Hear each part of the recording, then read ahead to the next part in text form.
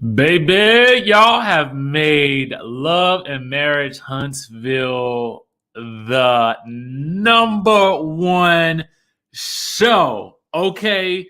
The number one telecast across broadcast and cable with African Americans outperforming NBC's coverage of the Summer Olympics in both demos, okay? And last week's episode was the most watched Love and Marriage Huntsville episode ever, okay? And that was just episode 2 of season 3. And now we're about to discuss episode 3 of season 3, and the drama just continues to boil over. Let's get into this.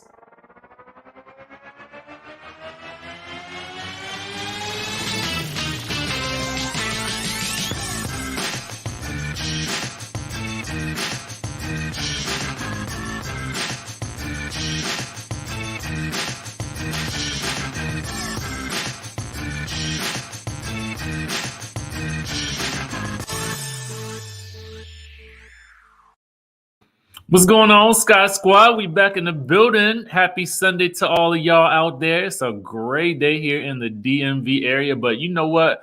We got a lot to celebrate. Love and Marriage Huntsville came on last night, and we got to talk about it, okay? Here comes the Tiffany is the name of the episode 3 of season 3, and it's going all the way down. Y'all, let me know in the chatterization where you guys are watching from, because you know we likes to know and I likes to broadcast where my people are watching from, okay? So let me know down in the chatterization. We got some good news coming out of Huntsville. Yes, indeed. Yes, indeed. Okay, we got Nairobi in the house, Durham, New Jersey, Sacramento. Who else is in the house? Sacramento, Florida, Houston. Hey, I see you. I see you. And absolutely, don't hang with Richie if you ain't trying to get no food. Tanisha, you know, I know Tanisha got that from my good IG story, and it's the truth, okay? Don't even hang out if you ain't trying to get no food. I'm going to get some food after I finish this live. I tell you that much. Glen Burnie down the street, New Haven, Connecticut. B. Moore in the building. Bowie, Maryland. Queens, New York. Carson, California. San Francisco. Upper Marlboro. Richmond, Virginia. Boston. Crockett, Texas. Danville, VA. Okay? Come on now. I see you, Tanisha. I see you, boo. Pittsburgh. Huntsville, Alabama is in the chatterization. Hey, reality junkie. Hey. All the way from London, we getting some love from over there. Charleston, Tulsa, Oklahoma. Who else? Tampa, ATL, Nigeria, NOLA, baby. Ohio, Chicago. I see my people just, y'all in the building. Y'all in the building. Y'all in the building. So, hey, off of Crenshaw and Stalker. I see you. I see you out there. Let's get into some things because I want to go ahead and dive into the episode, y'all. Listen, last night's episode, let me tell you what I'm going to give it, okay? On a scale of 1 to 10, I'm going to need y'all to let me know what y'all felt like this episode was given. And I'm going to tell you, for me, it was given a 10, okay? It was given a 10 across the board, okay? And let me tell you why, okay? Let me tell you why I gave it a 10 this episode. This episode was not filled with heavy arguments, no major draggerization. We did get some interesting reveals with the whole Destiny situation. And I know people are going to be feeling a certain type of way about Tiffany as a result of last night's episode. And I'm going to get to that. But I also feel like Destiny has to own some of what happened last night, and I'm gonna tell you why, okay? If Destiny had been a lot more open about what was going on in her situation in the beginning, nobody else would be able to tell her story, and we would not have that level of surprise. Now, I do feel like old girl came in ready for some drama, ready to spill some tea, but at the end of the day, I do feel like Destiny has got to start owning and telling some of her actual story on this show in the same way that everybody else is bringing their stories to the forefront. This show is called Love and Marriage Huntsville. How we gonna get you as a main cast, but you ain't giving us none of your love and none of the marriage, even if it is broken up. Okay.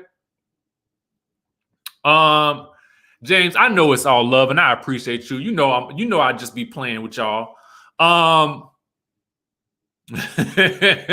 No, definitely not at her party. And we're going to get into, why that was the wrong time and wrong place. But I'm going to tell y'all one thing. On a reality TV show like this, if you don't give your story, somebody else is going to tell it. Somebody else is going to tell it. And you ain't going to like the way they tell it. Okay? And I hate to say that, but that's what happens. That's what happens on reality TV. And we should know it. We should know this by now. But we're going to get into that in 1 second.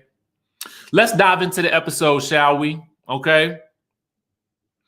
I am loving the new intro. Last night, we got the new couple, Tiffany and Lewis, in the introduction last night. The intro, shout out to Carlos King and shout out to the people down to the own and the production team. Y'all did that with that intro. I am loving it. Okay.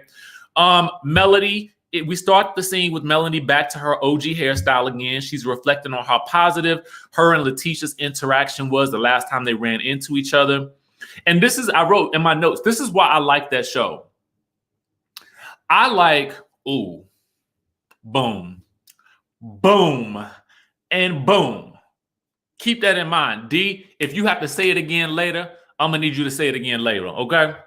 Anyway, I like this show because these are actual friends. This is an actual friend group. This is an actual friend group, and I like it. And I like seeing LaTisha and Melody come back together. Let me answer this question real quick. Do we think it's too late for you to get into? Not at all. Number one, it's only season 3, so you good, right? If you wanted to, you could go back and get a lot more of the details on what happened in the previous seasons. I had to do that, honestly, because I missed all of season 1. So I had to watch season 1 in order to be up on season 2. But I would say just start, and I feel like you'll fall in love as well. I'm sorry, I needed to address that, y'all, because I want as many people to watch this as possible. But this is a real friend group, and I like that. So Melody has invited LaTisha over. LaTisha is bringing some gifts. Now, it turns out that the Scotts are developing their own champagne brand. Well, it's already been developed. And I mean, they moved on this. It's called Chocolate in a Bottle, which to me sounds amazing. If you know anything about me, outside of what I do on here and some of what you guys may see on social media is I love me some champagne. I am a lover of champagne. So this really, really, really excited me because I want to try it. I want to try some of this chocolate in a bottle. We learned that LaTisha is telling Melody that her and Marceau will be traveling to Houston to introduce the champagne. They're going to go to Cigar Week, and they're scouting for a second Black location in Houston. Now, Houston must be where everybody go to expand because Rashida and her Play-Doh pressed, I call it Play-Doh pressed in case you missed my Love and Hip Hop recaps because I hate that font that Rashida uses for her store. But anyway, Houston must be the place that everybody goes when they want to expand their business, especially if on the shows, if you are in the Black community. Maybe that's just the thing. I mean, and having been to Houston, I can tell you Houston was popping. Okay, Houston was popping. It was.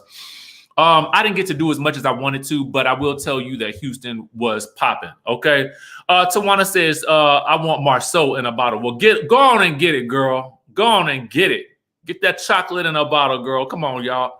I ain't mad at it.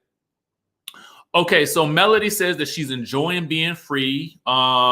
They get on LaTisha and Marceau and how busy he's been, and hopefully they can get some romantic time since they're celebrating 15 years. She says that she doesn't want the business to take over. I can't say, the longer you're in a relationship and you're in a couple and you get down to the business of marriage, you do have to make time for the romance. And so I think that this is an area where LaTisha and Marceau are very relatable because a lot of couples can understand.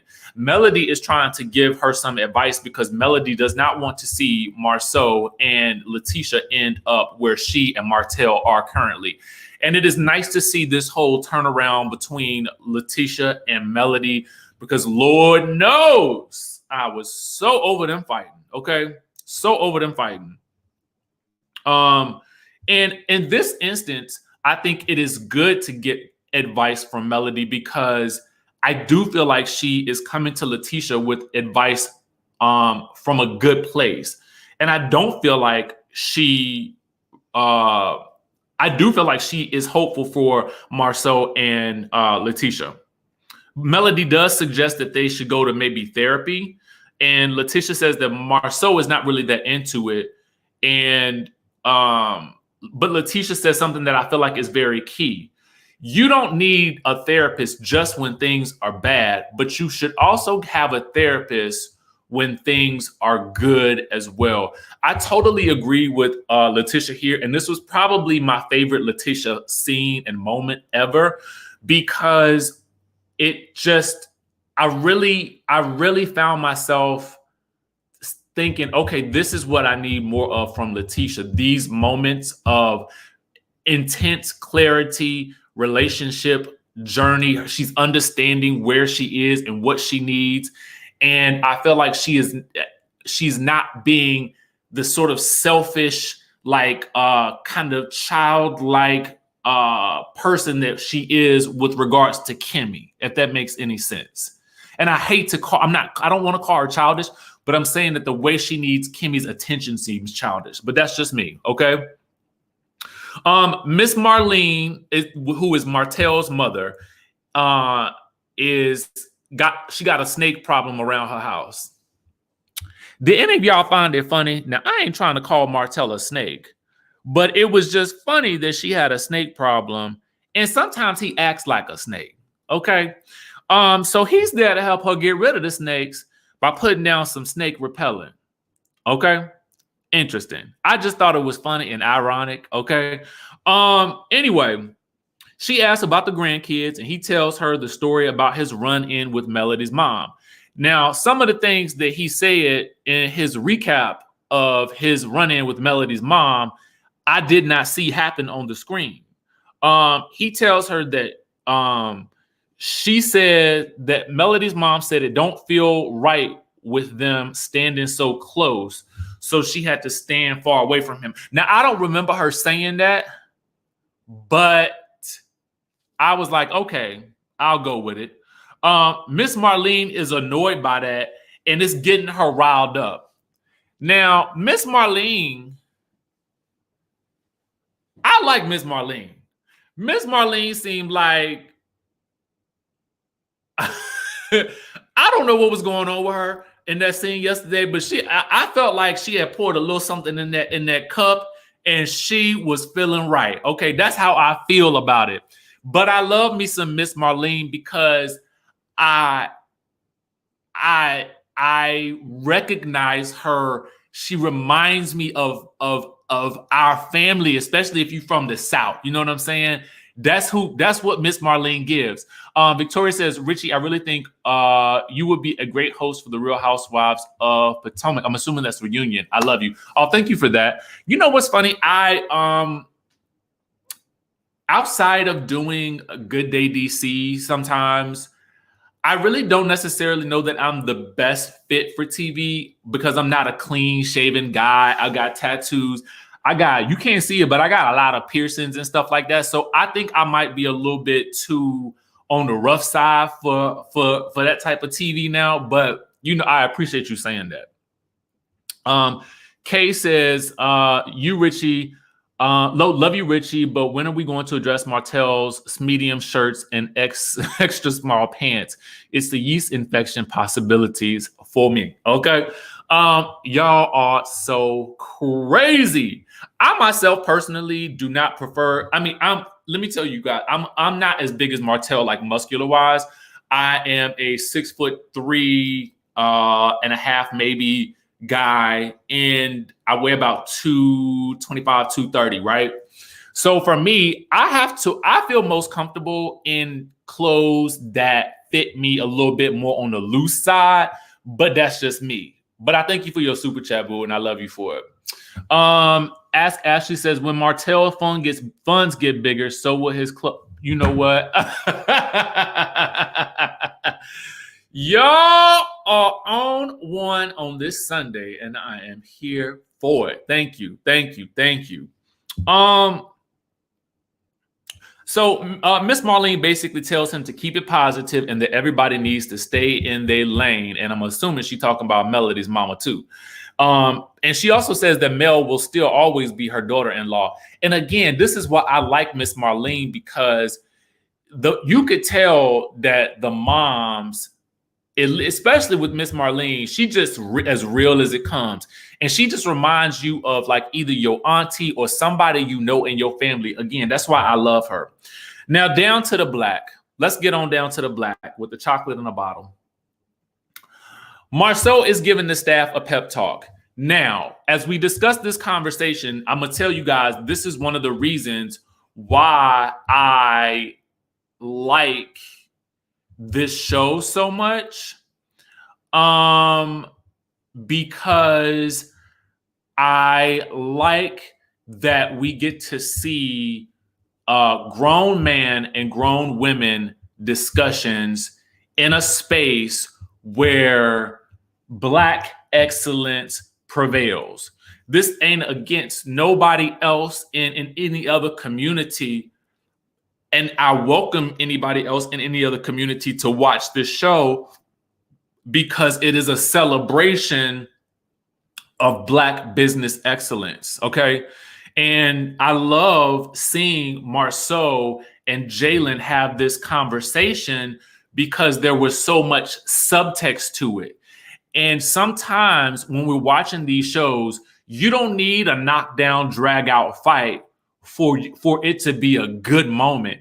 And if you guys did not watch this scene as closely as I'm about to describe it to you, I implore you to go back and watch it, because I was highly impressed by Jalen and the way he spoke to and sort of handled Marceau, and then Marceau, his attempts to handle and manage Jalen. Because really what you saw in that conversation was Jalen managing Marceau. For those of you guys who don't know, Jalen is Kimmy's son. And so Jalen works as the general manager for Black, okay? And Marceau and LaTisha convinced him to be the general manager, mostly Marceau, but they also allegedly promised him that they were going to provide him with some level of training because he's never been a general manager before. So apparently that training never occurred, right? So in this conversation, what you're going to see is Marceau is having a conversation where he is trying to motivate the staff to operate at the highest levels of performance, because he understands that the newness of that restaurant will wear off. And so what is going to happen when the restaurant ain't new no more? They're going to go someplace else unless they provide exceptional service and quality food, right? So then Jalen comes in, okay, and announces that they have surpassed their daily revenue for the day, okay? He's going to start sending nightly numbers to Marceau and LaTisha, and Marceau coaches him and tells him, I appreciate you having such an outgoing personality. And what we're seeing here is Marceau is really trying to talk Jalen into having an outgoing personality, because Jalen is like, you must not know me. You must not know me, because that is not my personality. I am not by nature a people person, okay? And Jalen says that Marceau wants him to be slick like Marceau. So Marceau wants Jalen to be slick like him. And Jalen also says that in his confessional that Marceau is not good at teaching, but he's just really good at talking.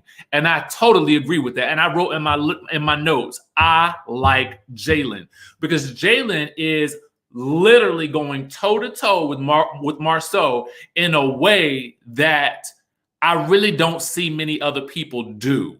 And he's doing it in a very smooth way, but he's doing it his own way, right? So he asked Marceau he asked Jalen what he could be doing better. Jalen feels like he's doing good for not having experience. And Marceau is like, well, aside from these excuses, how do you feel about yourself? And Jalen is like, well, hold up now. Hold up. Because then they start to get into a disagreement about how the business is run. And we learned that Jalen has been the general manager for 5 months and he needs help. So basically the conversation goes as such. Jalen has to tell him, listen, you guys never provided me with the training that you said that you were going to provide for me. And whenever I do ask you for help and assistance, you tell me to figure it out for myself. So with that being said, since I've never been a general manager before, my suggestion is that you hire someone who does have the experience to come in and assist me so that we can get this place up to speed that you want it to be at. Okay. In my mind, I felt like he kind of put Marceau in his place, but he did it in a very, very classy and respectful way. And I was like, that's that Kimmy in him right there. Okay. That's that Kimmy in him right there. Okay. Because Kimmy has a way of putting people in their place without ever having to raise her voice. Okay. Martell meets with Melody's mom in the park. Martell immediately goes back to her giving him the hand when he went to go pick up the kids.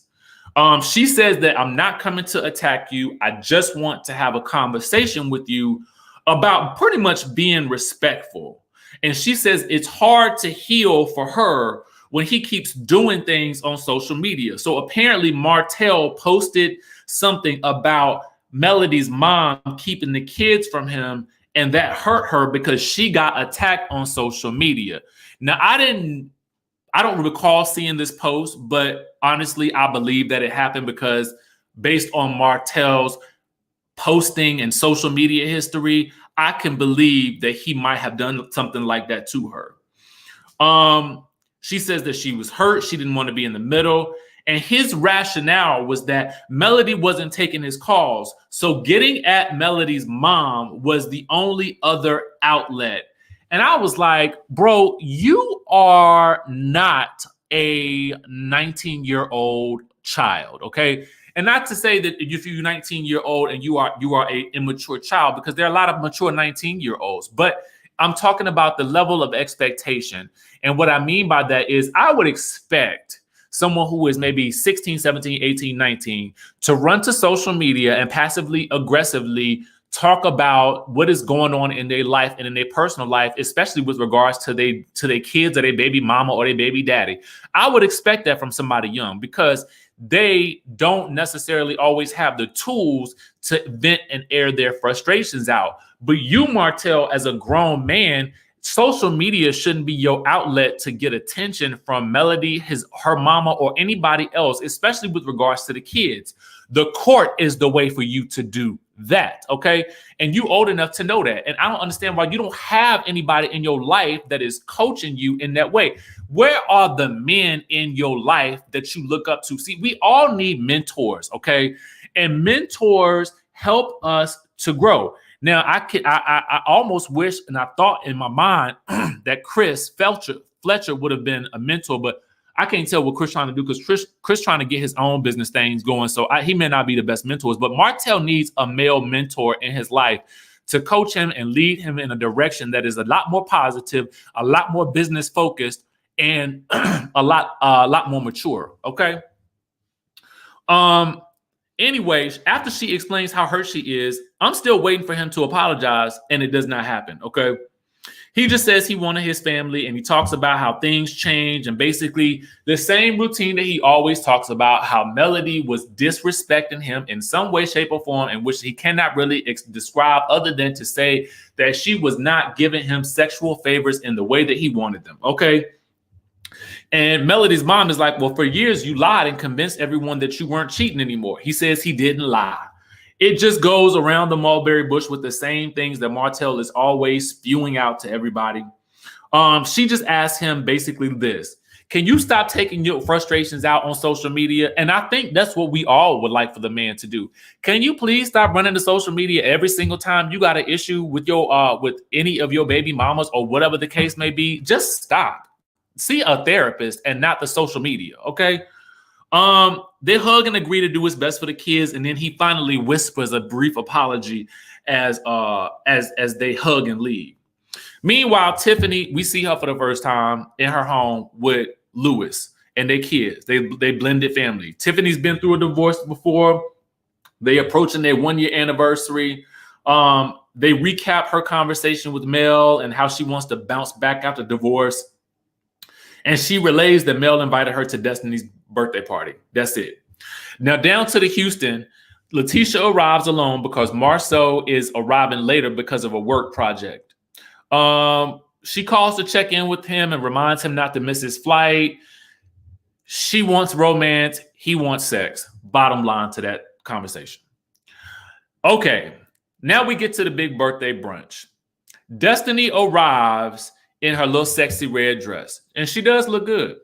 Melody also arrives in her reddish looking dress. Melody also looking good. They toast with some limoncello shots. I just wanted to see what some of you guys were saying. They toast with some limoncello shots, and they're ready to get the party started. Melody lets her know that she invited Tiffany, who used to be over the Chamber of Commerce memberships. And so they might have some things in common because I guess Destiny is also in the Chamber of Commerce. Okay. Kimmy arrives, and we learned that Destiny was having a rough day yesterday when they sit down. Now, let me set the scene for you guys. For those of you who haven't seen the episode yet, Destiny's brunch is at like an inside restaurant, and they're all sitting outside in the brunch area. Now, there are other guests that are attending her brunch, but then they kind of move those guests out of the scene, and it's really just Kimmy, Destiny, Melody, and there's another one of Destiny's friends there until Tiffany shows up. When Tiffany shows up, that other girl got to go, and then Tiffany takes her place. I wanted you guys to know that because I wanted you guys to also see the scene in your mind, okay? Yeah, Melody and her black bob looked amazing, okay? Hey, boo. So Destiny says she was having a rough day just the day before. Mel is annoyed that Destiny didn't call her, and she wonders exactly how close they really are because Destiny is not confiding anything in her. Melody had to find out about the divorce a month after it happened. So she's wondering, like, how close are we actually, right? And so I feel like Melody is getting a little passive aggressive because she feels some type of way because she don't really know what's going on in Destiny's life. And I feel some type of way too, that I don't know what's going on in Destiny's life, but because she's on a reality show about love and marriage and we can't see her love or her marriage. Okay. So when Kimmy sits down, Melody again passively aggressively mentions that she found out about Destiny's divorce a month later. Kimmy is shocked because when Kimmy and Destiny went out to brunch and she asked about how things were going with LeBaric, Destiny said nothing. She just said they were going as well as they could be. Kimmy is stunned and speechless because Destiny just had a brand new baby, so she's wondering how she's making it through this. So more guests arrive. And Tiffany and so does Tiffany. Hugs all around.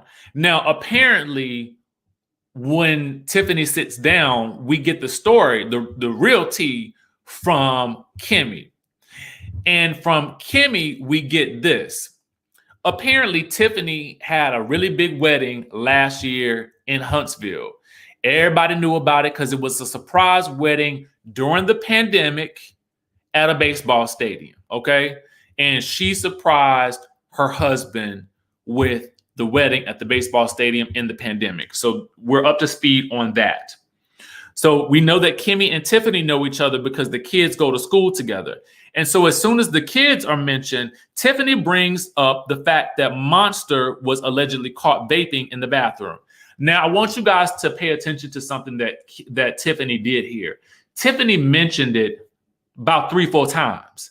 Yeah, Monster, wasn't he caught vaping in the bathroom? Yeah, Monster was vaping in the bathroom. Monster wasn't he vaping in the bathroom? Wasn't Monster vaping in the bathroom? And I was like, girl, how many? We got it, okay? How many times did you need to say it for us to realize that you talking about somebody else's child here? You're talking about Maurice's child and Kimmy's stepchild. Now, here's the thing. And Kimmy hit the nail on the head. One, she says that that's Maurice's business. And then in her confessional, she says, you're talking about a child's business. You are talking about a child. You're bringing the kids into the conversation that don't need to be brought. Now, listen, whether or not Monster got caught vaping in the bathroom, I'm not going to put a judgment on that because kids are going to be kids. And apparently nowadays that's the rage. But what I don't like is that you brought this up to a group of women at brunch like it was, part of the conversation when it was absolutely not. Nobody needed to know that because Melody's reacting like, ooh, oh, girl, what? And then I had to wonder, did Melody know that this girl was going to be bringing up all of this chaos and confusion at this brunch? And I just didn't like that part because I felt like you're talking about the actions of someone's child. Now, granted, she's not saying anything negative about Monster, but there is an implication that Monster is getting in trouble in school. And that's what I don't like. Okay. It was not cool. To me, that was just off limits right there. Anyway, we get into this odd conversation about Destiny and Jalen. Okay. So something happens where they switch gears. And Destiny, when she mentions Jalen, who is Kimmy's son, who is managing Black, general manager of Black, she flips her hair and we get a flashback of Destiny mentioning that Jalen allegedly has a crush on her. So when she mentioned it to Kimmy in the flashback, Kimmy was like, but you're a married woman. Little did she know she divorced. So my thought is now, because Kimmy actually now has a different context for that conversation, because now she realizes, wait, you was talking about Jalen having a crush on you, and now you flipping your hair in a real flirtatious manner when you mentioned Jalen, and now I know you divorced secretly. What is this giving, girl? Are you trying to run up on my son? Are you trying to get up with my baby boy? What's going on? And it did feel like, Destiny was giving a little attention to the idea that something could happen between her and Jalen, and I was like, well, all right now. Okay. Listen, if he of age, then more power to you. Okay. It was just shocking to me because I was like, where did this come from? Anyway, Tiffany then says she didn't realize that Destiny was married. Melody says she's not surprised because Melody is still being passive aggressive because she is not understanding how she did not know that the girl was getting a divorce, okay? And at first I thought she probably knew because Melody is, she kind of running things on the show.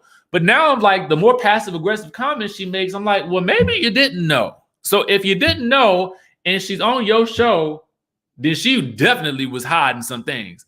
And I don't like that. But I'm going to get to that in a second. So Tiffany suddenly has an aha moment. She does remember Destiny being married. Apparently, LeBerick won an award, an entrepreneurial award. Tiffany saw LeBerick at an event. And then she says she met Destiny at somebody's house. And then she says to Destiny, oh, I met you yesterday with LeBerick, allegedly. Your outfit was so cute. And apparently Destiny was like, that wasn't me. So everybody is shocked, including Kimmy and Melody. Now, I'm shocked too, because does this mean that, I'm assuming that it means that Tiffany was saying, yeah, the first time I met you, your husband was with another woman. But I thought she was you. So apparently he has a type. But I thought she was you. And then the next day when I saw you, you was like, girl, that wasn't me. Was she trying to out that Destiny's man was seeing someone else. It was very strange and it was a little choppy in terms of the editing. But what we do know is that Destiny, Kimmy, and Melody all reacted very shocked. Kimmy and Melody are like, wait a minute, what's going on? Because they have to ask Destiny if he had like a female business partner. Destiny don't want to discuss this at all. So she in her confessional says, why would you bring that up at my birthday brunch? That doesn't need to be the way you make someone remember you. So apparently this interaction did happen and Destiny does not want to talk about it. Just like she did not want to talk about her divorce. Okay. Tiffany says she's not trying to be shady and that Destiny's reaction was too much. This is what she says in her confessional. Now, Tiffany, we're going to call you to the carpet on this one. You was being shady because otherwise there is no way you would have brought this up at this woman's birthday brunch. Okay. So you was definitely being shady, but you know, you had them. That was your introductory moment. Similarly, if you guys may recall, Destiny had a moment like that with Kimmy when she first was introduced onto the show as well. So I don't know if this is her reality TV karma or not. But what I do know is there was definitely an interaction with Kimmy that was a little bit on the shady side with Destiny when she first came on the scene too. So it sounds like turnabout is fair play. Now, with regards to whatever happened, again, I have to say that Destiny has to own some of this. Bruce says Tiffany knows her assignment. She knew that was Destiny and her ex-husband securing next season for herself. So like someone said, Destiny season, hashtag Destiny season 2. Yep. Here's the thing. JY, you are correct. If you're on a reality show, you don't have to tell everything. And Bruce, thank you for that super chat. You don't have to tell all of your you don't have to tell every bit of your business when you're on a reality TV show. You can have some things that are to yourself, but when you're on a show that's called Love and Marriage, Huntsville, and you're brought in and you're introduced as a couple, and suddenly we don't see that person anymore, I do think that you have to do some explaining. Now, I'm not saying that you got to show us every argument that you have between you and your spouse, but there does need to be some sort of narrative before the divorce. You just pop out with a divorce, because that looks a little sketchy to us. And the fact of the matter is, Tiffany gave us more information about Destiny's divorce than Destiny has given us since she's been back and announced her divorce. So to me, I'm not too mad at Tiffany, because now we at least have some other context for why the divorce may have happened, because Destiny was giving us nothing. Okay. Nothing at all. And this isn't a shade Destiny moment. It is mostly just that I wish that she would have opened up a little bit more about what actually happened in the marriage, especially as it was ongoing, because then we wouldn't be so surprised by this whole situation. And somebody like Tiffany wouldn't have been able to catch you so off guard that you needed to get up and go to the bathroom during your own birthday event. Okay. That's just my thoughts on the situation. So I do want Destiny to open up. I do want her to tell us what happened, what went wrong, because you're on the show. You ain't got to go into every little intricacy, but give us some type of explanation and context so we do understand. Because otherwise, again, as I stated earlier in this video, if you do not do that, then someone else will do it for you. Okay. Especially on this type of show. Ali 126, thank you for the super chat. I appreciate that. So that was Love and Marriage Huntsville for this week, guys. It was intense, man. Next week, we got Kimmy and Maurice arguing over work-life balance. Marceau is going to meet Kira from, is it Ready to Love? In Houston. So that's going to be an interesting moment right there. And then Kimmy feels like Marceau was setting Jalen up for failure at Black in some way, shape, or form. she may have a right to keep it a secret last season, being a friend of the show, but she's a main character this season. So I would have expected a little bit more explanation. Next week is going to be real good. Real good. Yep. It's going to be real good. Listen, guys. Thank you so much for going on this journey with me. Love and Marriage Huntsville is just starting to heat up. As you guys can see, last week, it was the #1 rated show. Hopefully we can make it #1 again this week. With that being said, happy Sunday, guys. Tomorrow we will be discussing Real Housewives of Potomac live. So be on the lookout for that. That's on tonight at 8 p.m. on Bravo. With that being said, if nobody has told you today that they love you, let me be the first, and you can run and tell somebody else that you love them too. So spread the word, and I will catch you guys in the next video.